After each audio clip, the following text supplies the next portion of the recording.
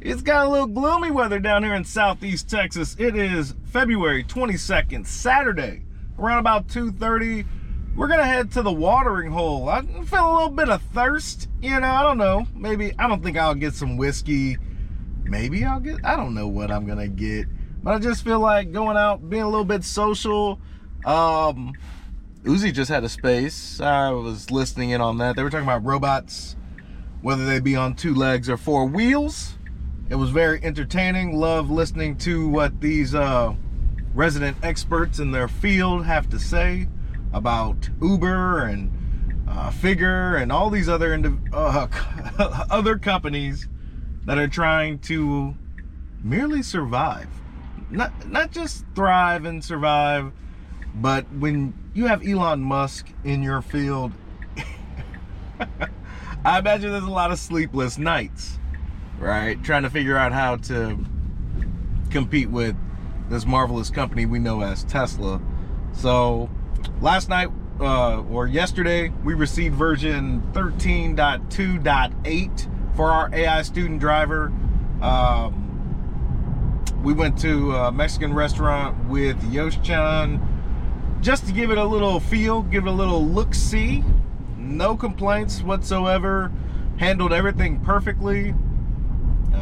We're still waiting on those upcoming improvements. So right now it is not ideal conditions. The road is wet. Got a little light drizzle. We're coming up here on this intersection. And we're not going very far. Water hole of choice. If you're in the Katy area, I wouldn't mind grabbing a beer at Scholars and Scoundrels and, you know, just shooting the shit or whatever. But I don't know. It just seems like a no-brainer to me. I don't drive anymore, ladies and gentlemen. 99% of my drives, if you check the Tesla insurance, that's on FSD. That's not by accident. The vehicle just drives better than I do. I'm willing to admit that and let the vehicle drive. Not to mention, it's so much easier. Once this becomes a thing and more people know about this, I won't have to do these videos and talking to the camera for it.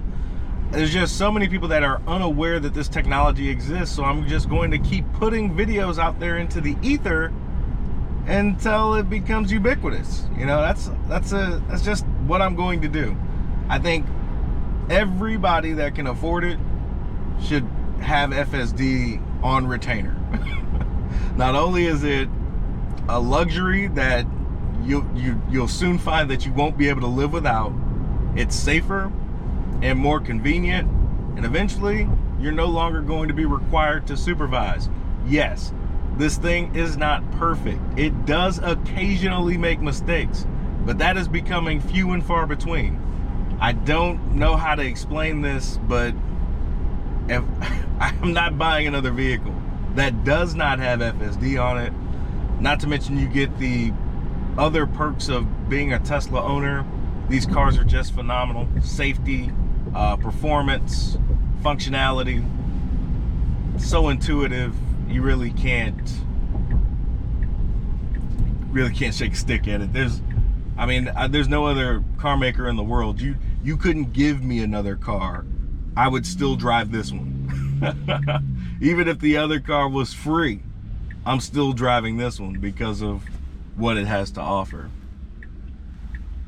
All right, so we're gonna make this right on red here to get on Morton Ranch.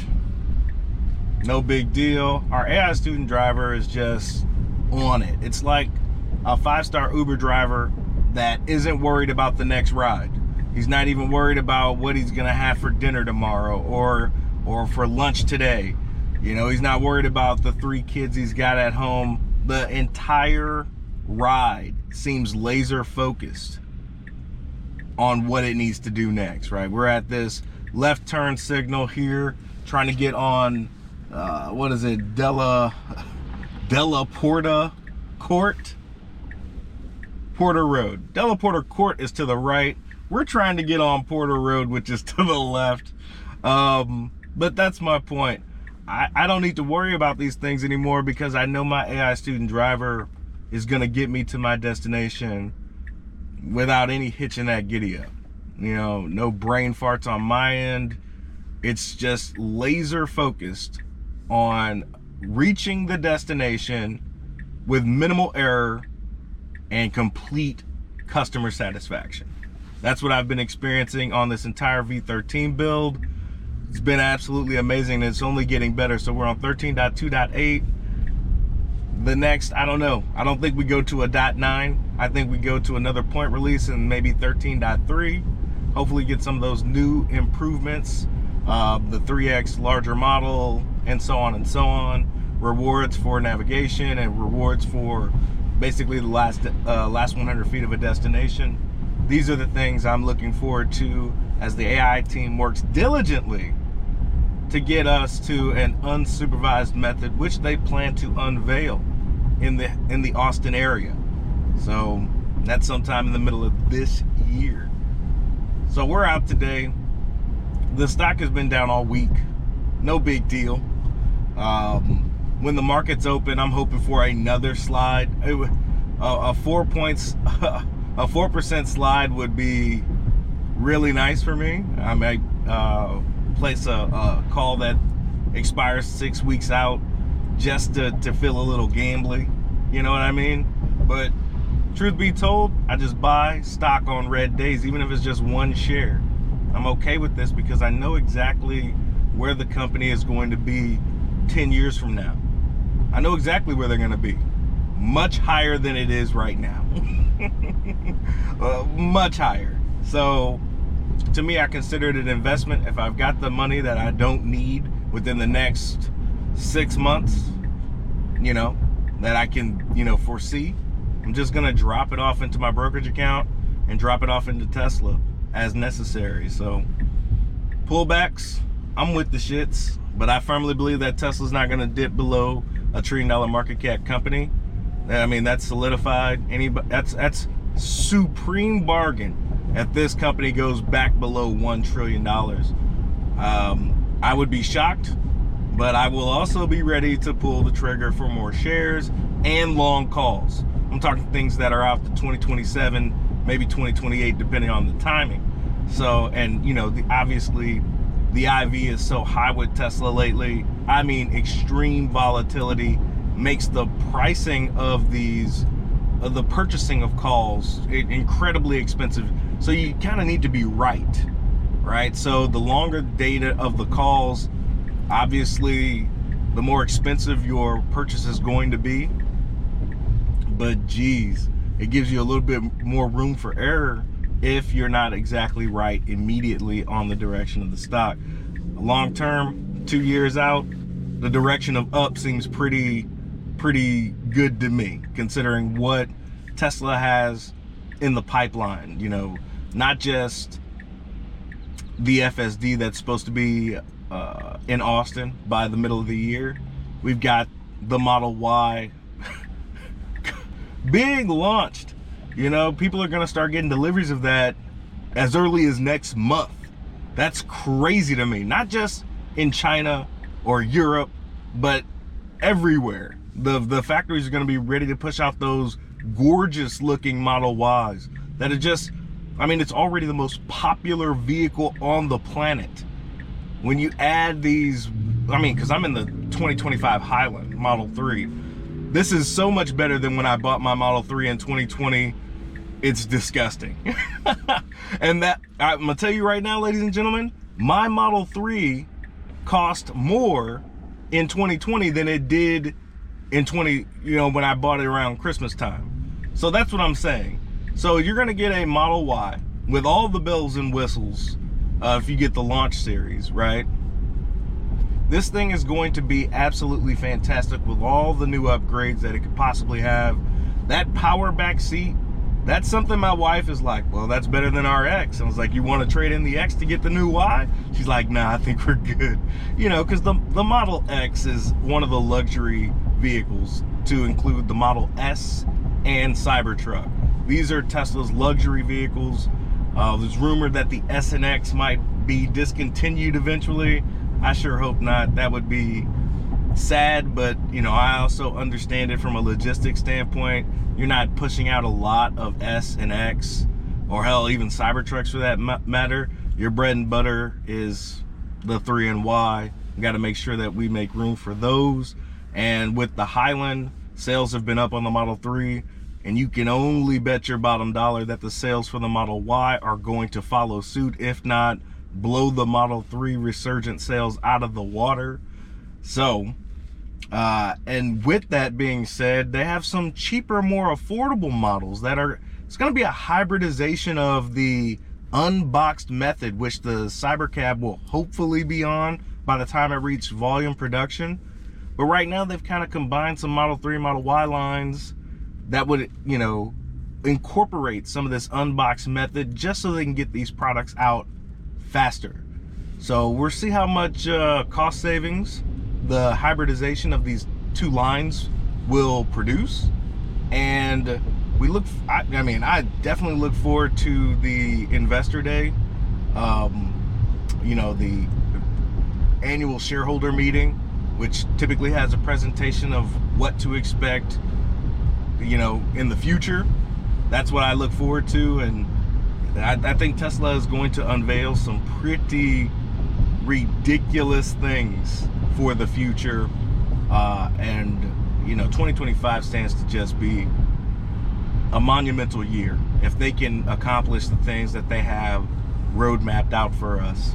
So I look forward to watching my shares increase. God, we passed this gas station and it makes me think that I don't have my, Jesus Christ. I need to keep the circulation, because I passed that gas station, my fumes just filled the car. So, oh God. The beauty of the Model X is you got biodefense mode, which expels all the odors from the cabin. That's pretty dope. We do not have biodefense mode here in Stygian 2.0, unfortunately, but we get the recirculation. I don't know. I'm finna go have a few spirits, hang out, play some music, maybe grab a bite. If I doubt I'll get too sauced to be able to operate a motor vehicle, but if that's the case, I would love to order a Waymo. Unfortunately, that's probably not gonna happen, you know, for years. I'd like to think that I'd be able to drive or hail a unsupervised, you know, driverless cybercab of sorts before I could ever do so in a Waymo in the greater Houston area, anywhere in the greater Houston area. So we'll see. But to me, Tesla has no competition when it comes to ride hail, just like they have no competition when it comes to battery electric vehicles. And I'm going to incorporate or include worldwide. I think what BYD is doing is amazing. Some of these Chinese startups, Li Auto, Xpeng, they're doing incredible things, but their government is backing them at incredible lengths. Whereas Tesla, you know, I'm not so naive to think that there has been no assistance given to this company, but it's not to the magnitude of what others are receiving. And for them to have received any sort of aid and use that as a launching pad to be a thriving business that is banking $100 billion a year, you know what I mean?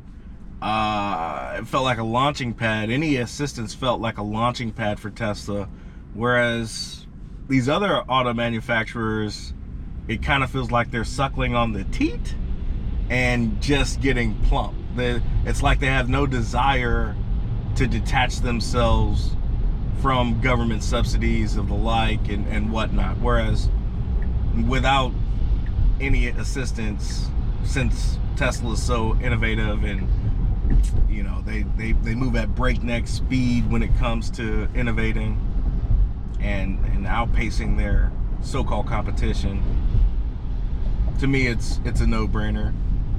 This company is It is truly special, and why it's the only company I've chosen to invest in. I mean, I think about investing in things that impact my life, right? I mean, I have an iPhone. I use Amazon. I mean, I'm not, I wish I could have invested in those companies while they were still innovating. Like if I didn't get an iPhone until like 2011. So that's considerably longer than most people I know, right? Still transitioning from that archaic form of, communication from flip phones. But think about it. If I had an iPhone in 2007, 2008, I'd have probably been more inclined to want to be like, man, maybe I should invest in this company. But same with Amazon, I'm a Barnes and Noble kind of guy when it comes to being a bookstore, but to figure out that AWS was going to revolutionize this company in a way that nobody could have expected or explained, then yeah, I would have definitely wanted to be involved. But I feel like I've got a front row seat here at Tesla, being able to utilize this software that just drives better than I possibly could. Whereas very few people, even Tesla owners, I see a lot of Tesla owners still gripping the wheel for dear life. There's just a better way. Just let the car do it, while you can just sit back and relax. Now, I'm not so sure about these lane changes here. We're on chill mode. I really would just, like to get into the lane. We're supposed to make a right turn here. So this is the lane I would want to be in. Maybe it got to the left with the expectation that it would be able to, pass some of these other vehicles that are meandering, but, maybe just chill, hang out, and make the necessary right that is predicted in the path planner. So, I don't know.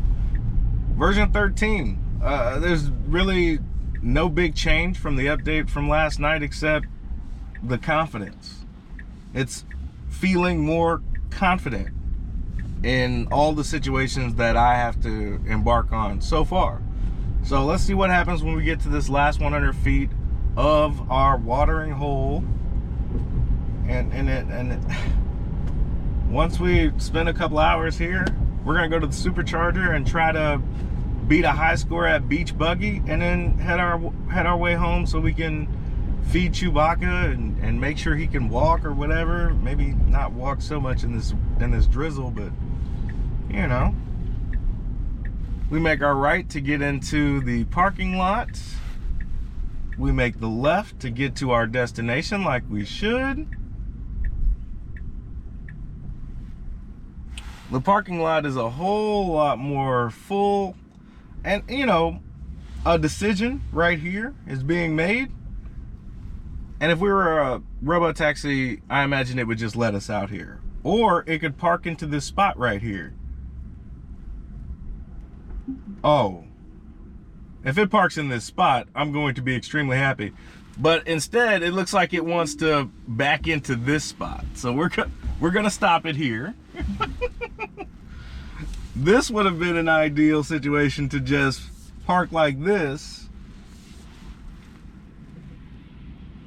right there. But hey, it's not perfect just yet. Still got some work to do with the last 100 feet. I hope it wasn't trying to squeeze into that area that's not a parking space. But I'm not going to just, see how it plays out and let it wedge itself and be destructive for two other cars for the sake of science. We just hope that we can fix this.